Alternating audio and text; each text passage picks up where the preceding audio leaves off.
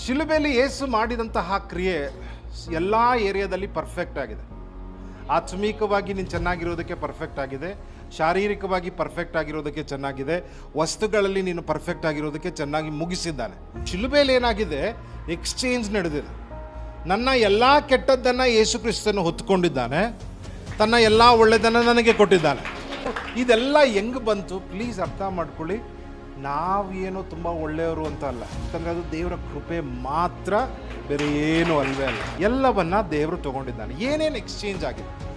So ಯಾವಾಗ ಯೇಸುವನ್ನು ನಂಬಿದ್ವೋ Bible ಹೇಳುತ್ತೆ, ಯೇಸು ನಮ್ಮ ಶಿಕ್ಷೆಯನ್ನು ಹೊತ್ಕೊಂಡಿದ್ದಕ್ಕೆ ಯೇಸು ನಮ್ಮ ಕ್ಷಮಿಸ್ತಾನೆ. ನಾವು ಏನು ದ್ರೋಹ ಮಾಡಿದ್ವಿ, ಏನು ದುಷ್ಕೃತ್ಯ ಮಾಡಿದ್ವಿ, ದೇವ್ರಿಗೆ ಕ್ಷಮಿಸಿದಾಗ ಆ ದ್ರೋಹ ದುಷ್ಕೃತ್ಯ ನಮ್ಮಿಂದ ತೆಗೆಯಲಾಯಿತು.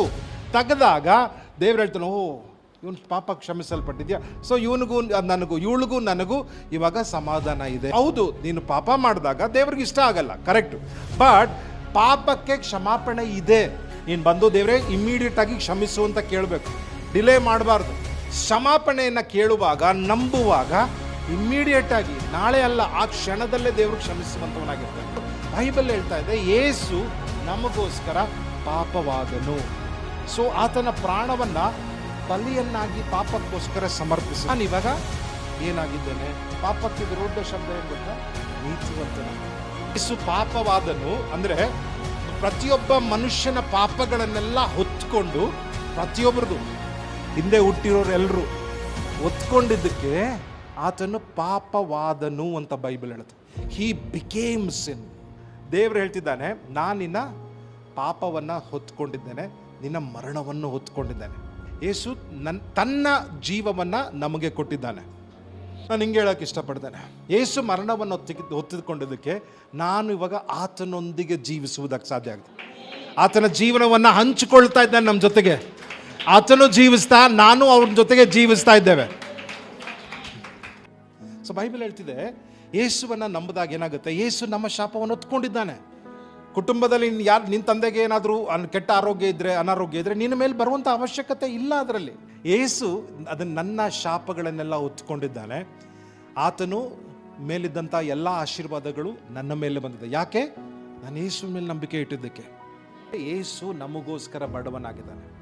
ನಮ್ಮ ಬಡತನವನ್ನು ಯೇಸು ಹೊತ್ಕೊಂಡಿದ್ದಾನೆ. ಆತನ ಐಶ್ವರ್ಯವನ್ನು ನಮಗೆ ದೇವರು ಕೊಟ್ಟಿದ್ದಾನೆ. ಐಶ್ವರ್ಯ ಅಂದರೆ ಏನು ಗೊತ್ತಾ? ನಿನ್ನ ಪ್ರತಿ ತಿಂಗಳ ಮನೆ ಖರ್ಚು ಮಾಡುವುದಕ್ಕೆ ದುಡ್ಡು, ಮಾಡಿ ಕಾಣಿಕೆ ಕೊಡುವುದಕ್ಕೆ ದುಡ್ಡು, ಆಯ್ತಾ, ಉಳಿಸುವುದಕ್ಕೆ ದುಡ್ಡು, ಬೇರೆಯವ್ರಿಗೆ ಕೊಡುವಷ್ಟು ದುಡ್ಡು, ಅದನ್ನ ದೇವರು ಕೊಡಬೇಕು ಅಂತಿದ್ದಾನೆ. ಅದಕ್ಕಿಂತ ಕಡಿಮೆ ಲೆವೆಲಲ್ಲಿ ಜೀವಿಸುವುದು ದೇವರ ಚಿತ್ತ ಅಲ್ವೇ ಅಲ್ಲ. ಯೇಸು ನಮ್ಮೆಲ್ಲರ ಅವಮಾನವನ್ನು ತೆಗೆದುಕೊಂಡಿದ್ದಾನೆ,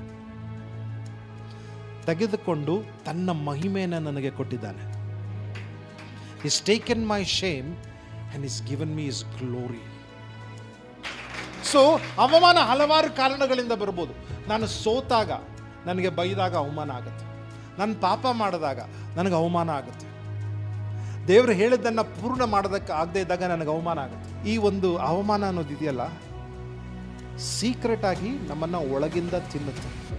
ಹಲವಾರು ಮನುಷ್ಯರ ಹೃದಯದಲ್ಲಿ ಈ ಪ್ರಾಬ್ಲಮ್ ಇದೆ. ಇದನ್ನು ನಾನು ದೇವರ ಸನ್ನಿಧಾನದಲ್ಲಿ ಬಂದ್ಬಿಟ್ಟು ನಾನು ಒಪ್ಕೋಬೇಕು. ದೇವರೇ, ನೀ ನನ್ನ ಅವಮಾನವನ್ನು ತೆಗೆದುಕೊಂಡಿದ್ದೆ, ನನ್ನ ಪಾಪ ಅವಮಾನಗಳನ್ನು ನೀನು ಹೊತ್ತುಕೊಂಡು ನೀನು ನನಗೆ ನಿನ್ನ ಮಹಿಮೆಯನ್ನು ಕೊಟ್ಟಿದ್ದೆ.